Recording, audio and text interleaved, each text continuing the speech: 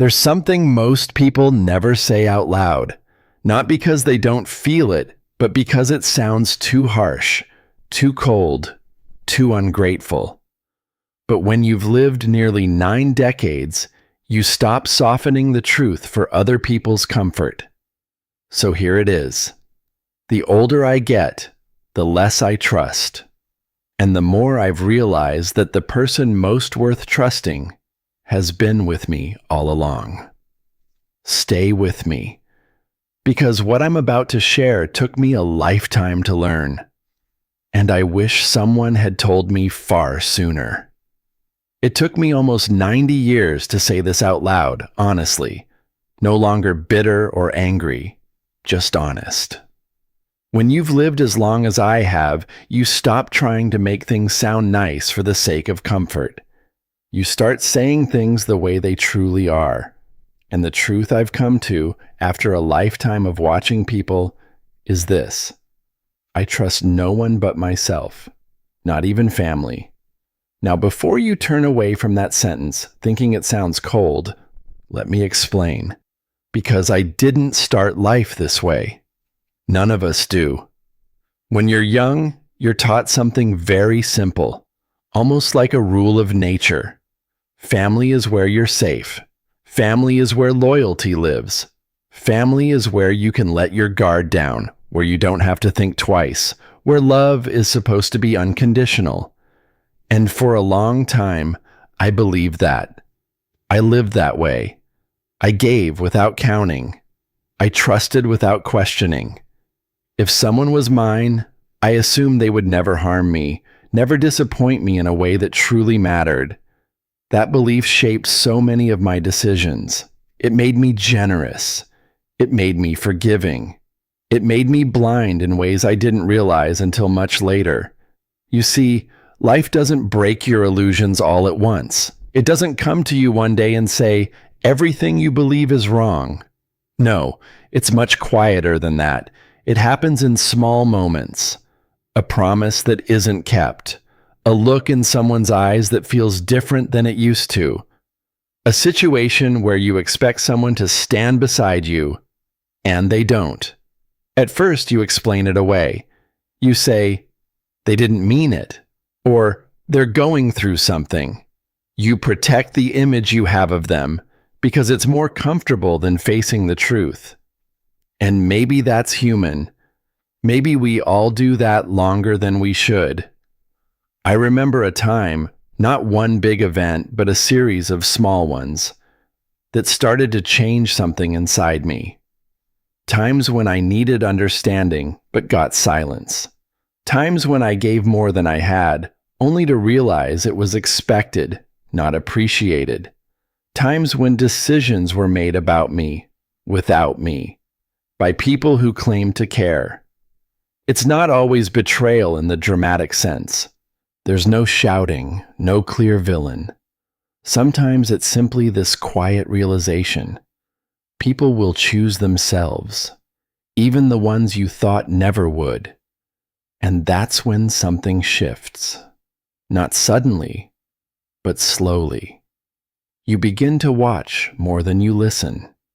You begin to notice patterns instead of words. Because words are easy. Anyone can say they care. Anyone can promise to be there. But over time, you start to see who actually shows up, who stays consistent, who remembers you when there's nothing to gain. Age gives you that gift, if you're willing to accept it. The gift of seeing clearly. Not perfectly, but more honestly than before. When I was younger, I thought being a good person meant always giving people the benefit of the doubt. I thought it meant forgiving quickly, trusting easily, keeping the peace no matter what it cost me. And for a while, that made me feel like I was doing the right thing, like I was building strong relationships. But there's something no one tells you when you're young. If you are always the one who understands, always the one who forgives, always the one who gives more, you quietly teach people how to treat you. Not through words, but through what you allow. And once that pattern is set, it's very hard to break. I don't regret being kind. I don't regret loving people deeply, but I do regret not protecting myself sooner. I regret thinking that being close to someone automatically meant they would respect me, value me, or look out for me the way I did for them. Because the truth is, closeness doesn't guarantee anything. Not loyalty, not honesty, not even basic consideration. People are shaped by their own fears, their own needs, their own circumstances. And when those things are strong enough, they don't always act the way you expect them to, even if you share the same blood, the same history, the same name. That realization can hurt. I won't pretend it doesn't. There's a kind of quiet grief that comes with it. Not loud, not dramatic, but steady. It's the feeling of letting go of an idea you held on to for most of your life. But here's the part that matters. The part I wish someone had told me earlier. Letting go of that illusion doesn't mean you stop caring. It doesn't mean you become cold or distant. It means you begin to place your trust differently, more carefully, more intentionally, and most importantly, you start placing it in yourself. I learned, slowly, that the only person who is guaranteed to wake up with you every single day, to carry your thoughts, your worries, your decisions, is you. That's not a lonely idea, the way it might sound at first. In fact, it can be one of the most grounding realizations you'll ever have. Because once you truly understand that, you stop expecting others to complete what only you are responsible for.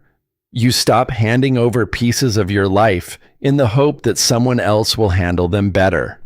I've seen too many people my age suffer because they trusted too easily, too completely. They gave away control of their finances, their homes, their choices, believing it would bring them closer to their family, believing it would secure their place in someone else's care. And sometimes it works out. But many times it doesn't. Not because their family is evil, not because anyone planned to hurt them, but because life changes people.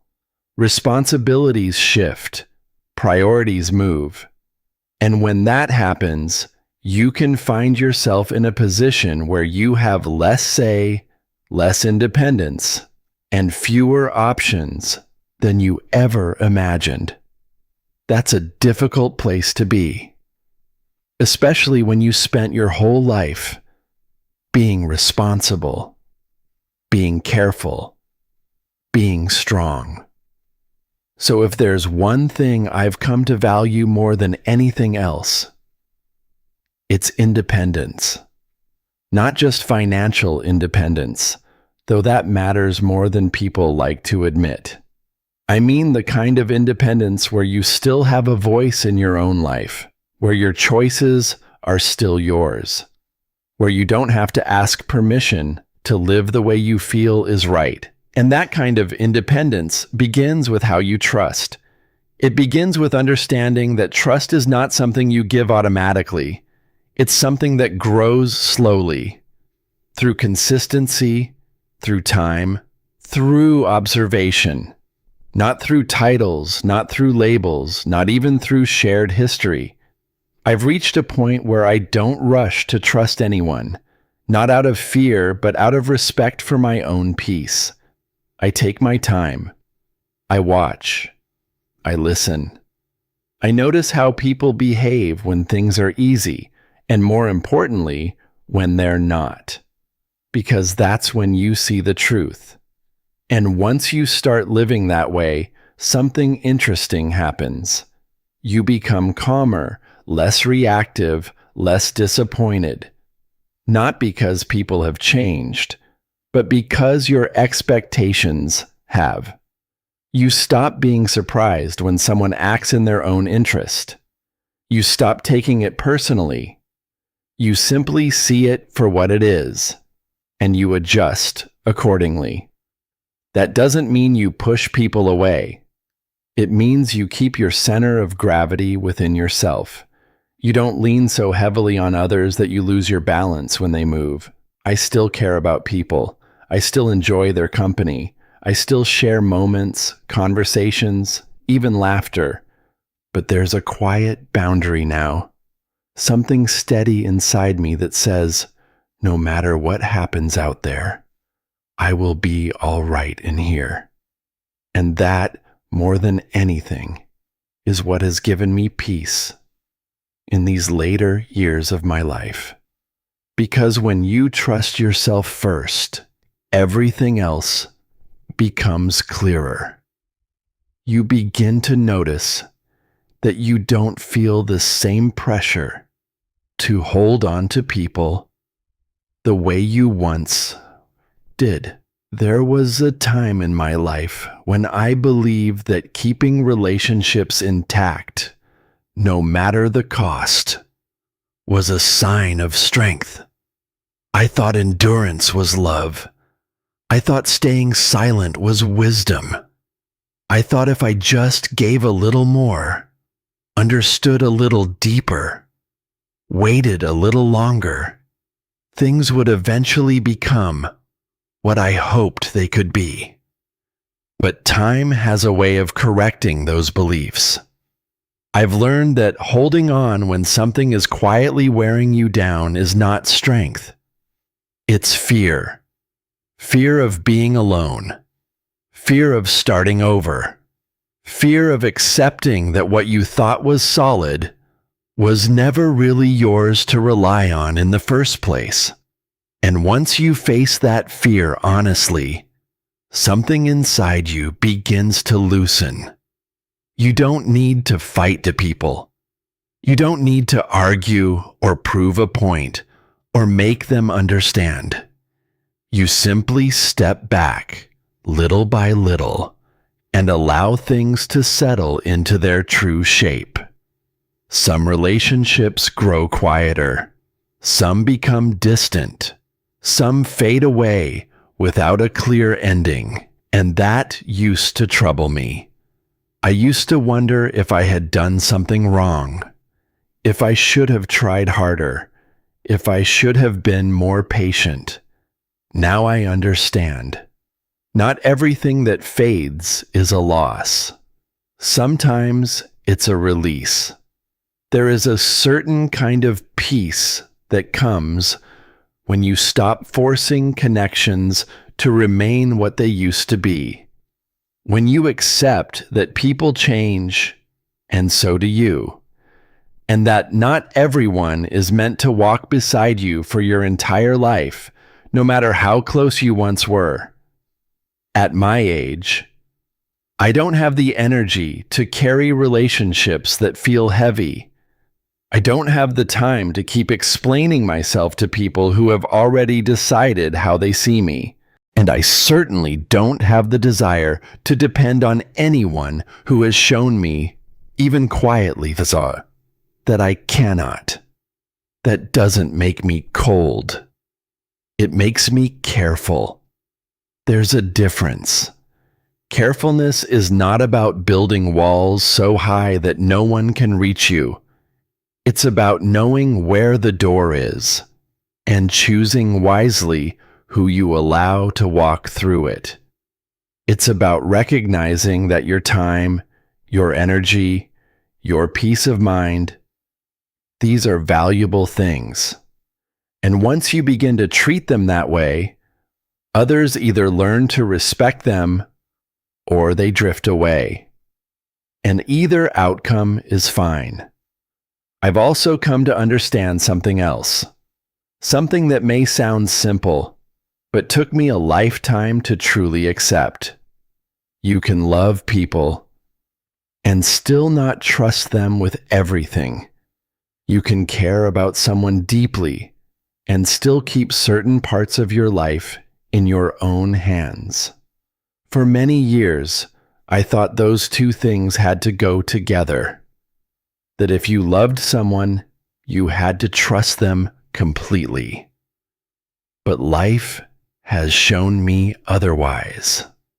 Love is a feeling. Trust is a decision. And decisions should be made with clarity, not just emotion. There are people I love who I would never rely on in a moment of need, not because they are bad, but because I've seen their patterns. I've seen where they hesitate, where they choose themselves, where they fall short. And that's all right. I don't expect them to be something they're not anymore. That acceptance has brought me more peace than any argument ever could.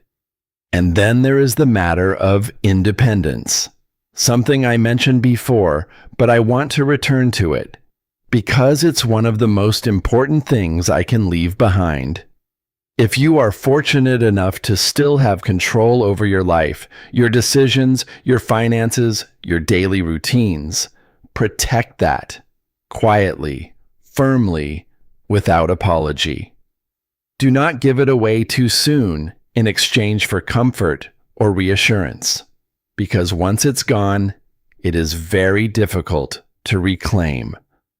I've seen friends, good people, strong people, hand over everything they worked for, believing it would bring them closer to their children, their relatives, their loved ones. They thought it would guarantee care, attention, security. But life doesn't work on guarantees. And when circumstances changed, as they always do, they found themselves in situations where they had less say, less dignity, less control than they ever imagined. Not always through cruelty, sometimes just through neglect or indifference or the slow shifting of priorities. It's a hard thing to witness, even harder to experience.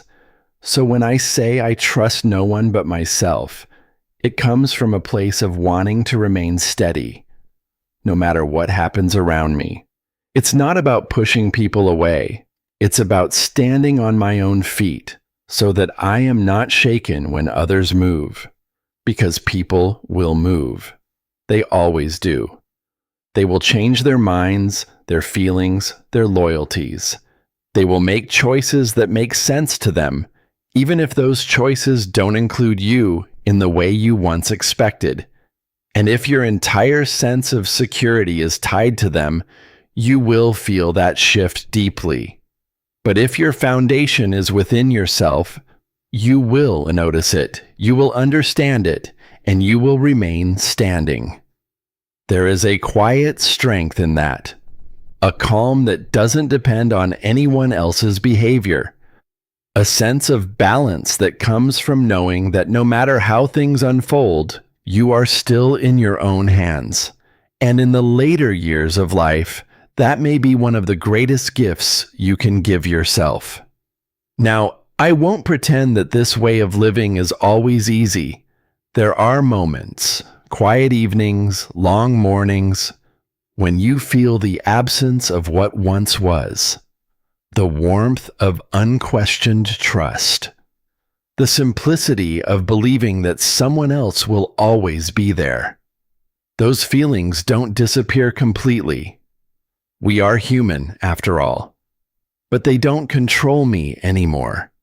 I've learned to sit with them, to acknowledge them, and then to return to what I know is real. And what is real is this: I have lived a long life. I have faced loss, change, and disappointment. And I am still here, still thinking clearly, still choosing carefully, still capable of guiding my own life. That is enough, more than enough. If you are listening to me now,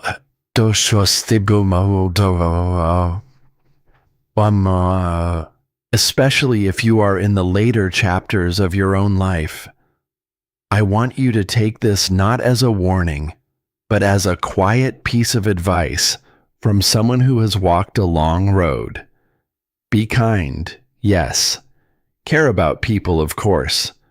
But do not forget yourself in the process. Do not hand over your peace in the hope that someone else will protect it better than you can.